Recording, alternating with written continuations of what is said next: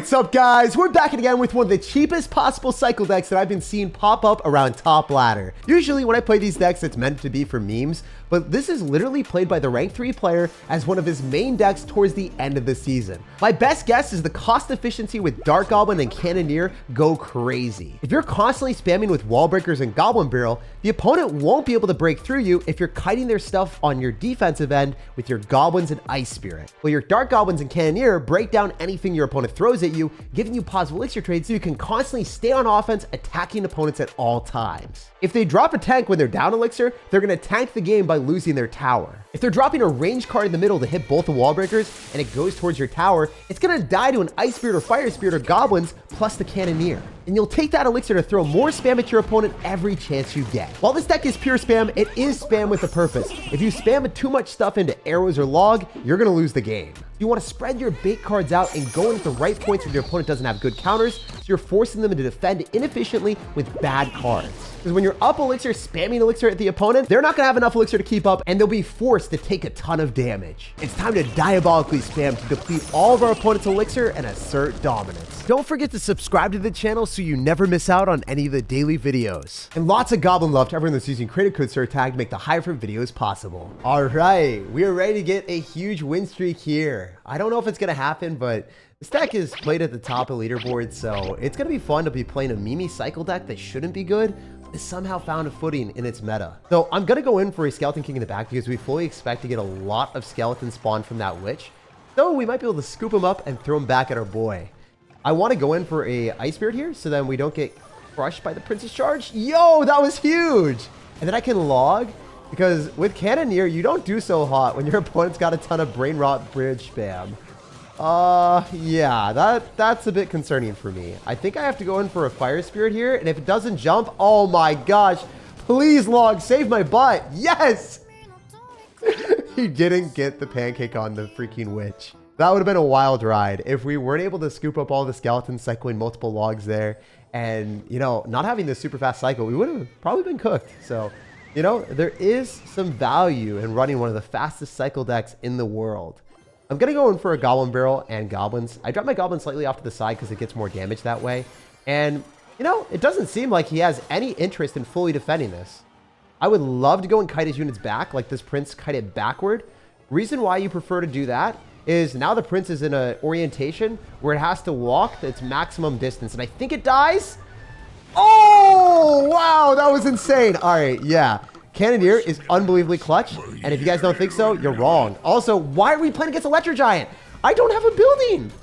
How am I supposed to win a game when I don't have a building for Electro Giant? This is, I don't know. This is insane. This is really bad. I think I lost. I don't think there's any shot that I win this game. Like, I'd say it firmly a 0% chance. Yeah, I am so cooked. I mean, we did take a tower, so there's that, but I have no way of killing that.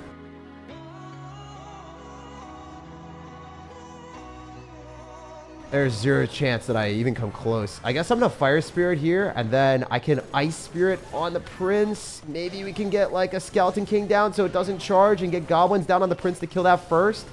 Here's the issue, guys. Like, this matchup should be absolutely impossible. Like, I should never in a billion, trillion, drillion, I don't even know, zillion years win against someone with a Witch when I have Cannoneer and Electro Giant when I don't have a building. Oh, no. All right, we cycled some stuff there. We are in a sticky and tricky spot. I mean, I'm able to kill the Witch with the Dark Goblin and then somehow get like a Skeleton King down here. Is there a shot? He's going to lightning on that. Sheesh, dude. You're crazy with it. All right, all right. Well, we can log. We might be able to kill his stuff, hopefully. I'm going to try to go in for a Dark Goblin here. Go Goblin Barrel Wall Breakers, question mark? Him pushing that in is obnoxious, dude. Wall Breakers won't connect, but we can get Ice Spirit, and then we can get, like, he's got 2 of them! No! I'm so wrecked! Oh, no, this is so unfortunate. Oh, my goodness. Calm down with it, dude. I'm going to pop the ability. I need to somehow stop this from cruising through and crushing me. All right, we do have a lot of Goblins potentially coming down as well. Oh, this is tough. All right, we're going to go Wall Breakers and pre-log a Goblin Gang, because that's the only play that I have available. Do the Wall Breakers connect with the pre-log? Yes! Still not enough. This guy is satanic with the strategies. All right, yeah, we gotta somehow kill this with an evolved Electro Dragon, not being an opportunity for our opponent. It's just gonna be an Electro Giant by itself. I'm so scared of tanks with Electro Dragon because it chains onto my stuff. I'm gonna have to remind myself that Electro Giant decks don't have Electro Dragon anymore after the nerf. All right, we can go in for a log and get one goblin hit. Yes!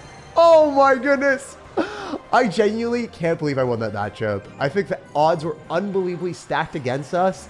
But still, the Skeleton King stacking up the skeletons to wreck the right side put us in a position where we could somehow scrounge together enough stuff to kill the double Electro Giants on defense there, and having Cannoneer 100% won us the game as well. If you don't have that extra firepower from the Cannoneer, you're not going to survive Attack on Titan. You're going to rampage your tower and destroy your city. So after that crazy last game, we're really hoping for a much better matchup. Please, no Electro Giant with 3 spells. I looked back at the battle log and the guy had arrows in his deck too with Tornado and Lightning, and an Electro Giant that we weren't able to kill very easily, and a Witch that gave our Cannoneer a ton of trouble. So I cannot believe that we got out of that match alive. I'm going to go for a Dark Goblin here. We see Rune Giant, Inferno Dragon, so it's obvious to me that this guy is running the skillful strategy before it gets nerfed. It is literally on the timer. Supercell announced that they're nerfing it, and you're still playing it to get as much juice as you possibly can from it.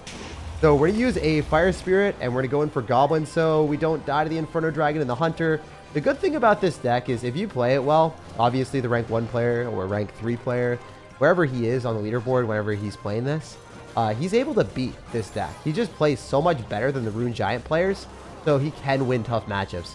Like, if this Rune Giant player just decides to drop a Rune Giant by itself and can't afford the other cards in his deck, he's going to lose to a Dark Goblin. Like, that Dark Goblin is actually soloing him. What just happened? Dark Goblin domination. Dark Goblin supremacy is what I'm seeing. We're going to go Goblin Barrel as well, and we're going to go in for Goblin's Ice Spirit, because if we just unload more pressure, then he's going to take a ton of damage. That's the route and the path forward to success. I think we Fire Spirit and then go Wall Breakers and keep his Elixir low so he can't set up a Goblin Giant without losing a tower. We're also going to throw a Goblin Barrel here too. So he might try to go for Mission 3 Crown. That's where he's going to go, I think. We do have Evolved Dark Goblin, so we're trying to like bait out his arrows possibly with goblins and other stuff afterward. He's literally going to go for either a Rage Quit or 3 Crown Push. And it seems like it's going to be 3 Crown Push.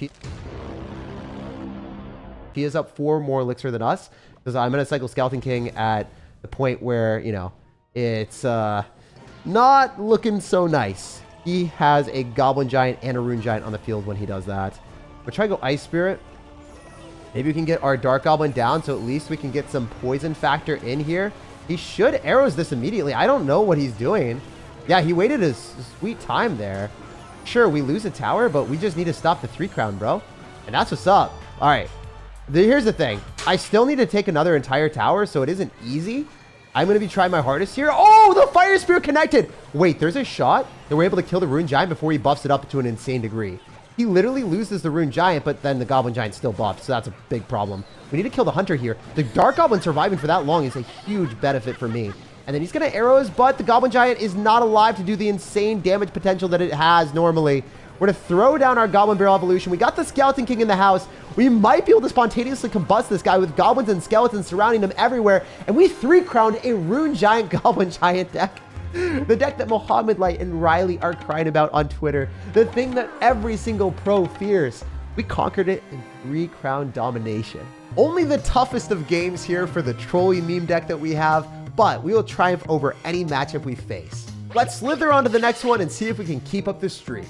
All right, here we are praying that our opponent doesn't have a Hog Rider deck with 4 small spells, because we see Hog Rider in the banner. A lot of times these players will just run really weird decks. Oh my gosh. You know what? That log was super stupid. If I dropped it fast enough, it would have made sense, but I dropped it super slow to the point that the Cannoneer was already en route to kill the Dark Goblin, and then I wasted more Elixir.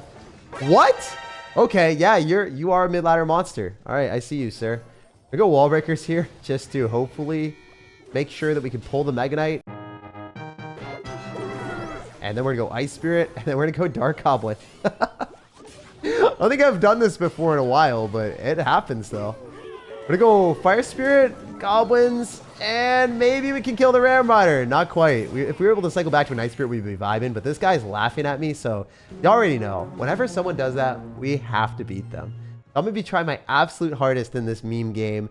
Dude doesn't know that he just unlocked tryhard mode for himself.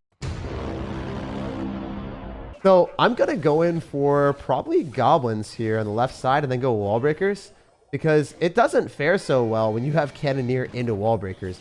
Bro, you actually have a freaking Tesla and Mega Knight in the same deck. You're insane. You're actually insufferable, sir. You literally are the definition of a mid-ladder menace, running two cards that should never be in the same deck. If you're running a building plus a Mega Knight, it has to be like Goblin Cage or something, so it gives you more counter push. But if you're just running like a defensive deck and hoping that you're playing into Hog Rider or something, it's pretty toxic. So I'm going to go for the Evolved Goblin Barrel here, see if we can get any damage. Fire Spirit connecting is funny. I think that is not what he wanted to see. We're trying to bait out the Mega Knight every time that we can on the left side, so then, you know, the right side is not going to get as much damage as he's hoping. We definitely want to go in for an Ice Spirit here so we can slow down that Ram Rider, please. Yes, very nice. The Ice Wizard dying is huge. Then we can go in for a Fire Spirit here. The Dark Goblin dying is even better for me. Oh my gosh, this is unbelievably awesome. I think we just pop ability. Yeah, I think I'm just going to pop ability here. Hopefully we can get a bit closer to the tower and have the skeleton sprawl on that thing. Yeah, look at that. Forcing a rage. And we still have skeletons on the tower. This guy is getting cooked. Do we give him a little bit of laughter back? I think we do. I think it's deserved. All right, so I'm going to cycle goblins here. I know for a fact that if I get a Skeleton King down, it's going to be nice because obviously he can't necessarily lock onto our Dark Goblin without Mega Knighting. So getting him to Mega Knight on the left side is ideal. We're going to try to cycle another Dark Goblin here and getting a Skeleton King down. So all we have to do is stop the Ram Rider. And if we have double shutdown with the Ice Spirit and the Log, I think we're able to accomplish our mission. Having the Skeleton King on the field means we have a 3-card cycle to our champion. We're going to Ice Spirit here, and we're going to get goblins down, so if he decides to do any other stuff, we're fine. The reason is, like, if we have the Ice Spirit by itself and he rages, the Ram Rider can actually kill the Goblin Barrel. So that's how, or sorry, not the Goblin Barrel, can actually kill the Ice Spirit. So, yeah, if they kill the Ice Spirit before the Ice Spirit jumps on the Ram Rider, you instantly lose the match. And this guy is left wondering where he went wrong, and, the answer is, sir, you BM'd me, and I've got both 20-win emotes, and we're in mid-ladder, so you probably wouldn't be able to win that game. I focused way harder on the game than I did on commentary and talking to you guys, because I wanted to win that one badly. I guess the guy wasn't even that bad either. Despite running the Mega Knight Tesla deck, he still finished 5,000 in the world before. Anyone that BMs me at mid-ladder territory when I'm running a troll deck will be beaten. All right, this guy is probably playing a hunter. I just have to guess, you know. If he isn't, he's a disappointment to his family, his household, his name. Everything's going to be revoked.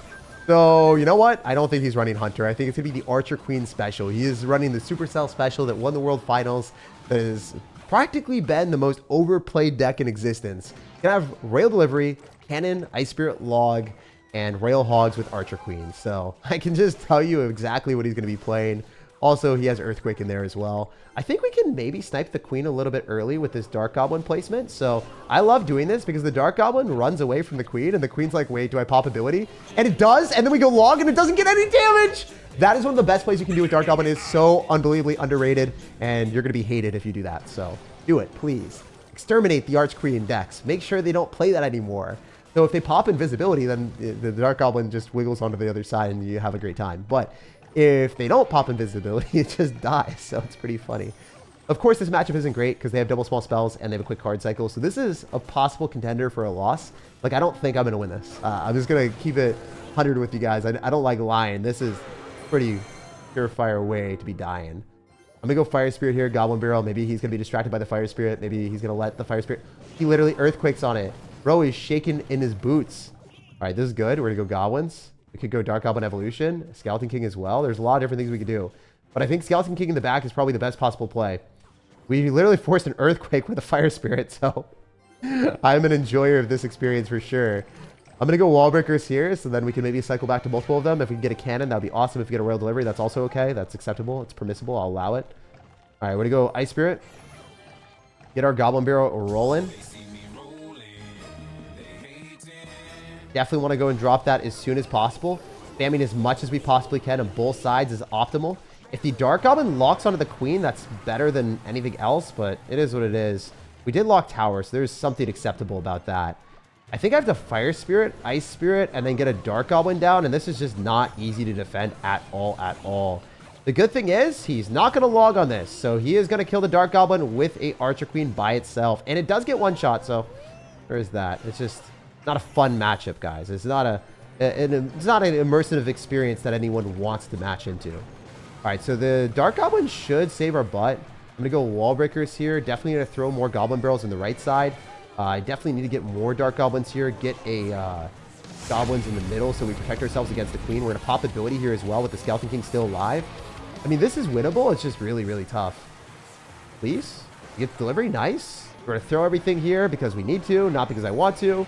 He doesn't have much to counter this. I mean, we got the Goblin and Wall Breaker going at him. The Wall Breaker connected, but I think we lose. So if you match into someone with cannon for your Wall Breakers, a Royal Delivery, and also log, it's probably the hardest matchup you could get, and you're likely not going to win that one. But with all the outplays that we were able to make against the miserable matchups that we got with this meme deck, it shows that you can be better than your opponent and win with this cycle deck. Since you're spamming so fast with a 2.3 Elixir cycle, most matchups that are bad, you can still win. So it makes sense that the rank 3 player in the world, one of the best players in the game, is able to outplay everyone that he plays against with a deck that might not give him matchup advantage most of his games. However, if you are unlucky enough to stumble into an Archer Queen fast cycle deck with multiple small spells and a cannon, you're probably cooked.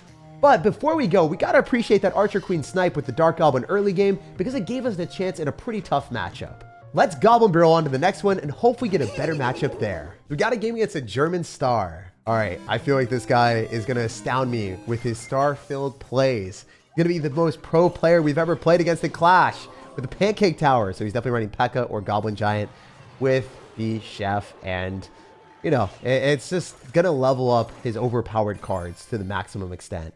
Fortunately, it's a level 16 guard, so that's not that scary. I'm gonna Wall Breakers so then he can't cook up the pancakes as often as he would want. Okay, it's definitely gonna be Rune Giant after we see the Inferno Dragon. So I think it's ideal for me to spam on the right side so then we can get his Inferno Dragon by itself, so then we're able to snipe it with the Dark Goblin.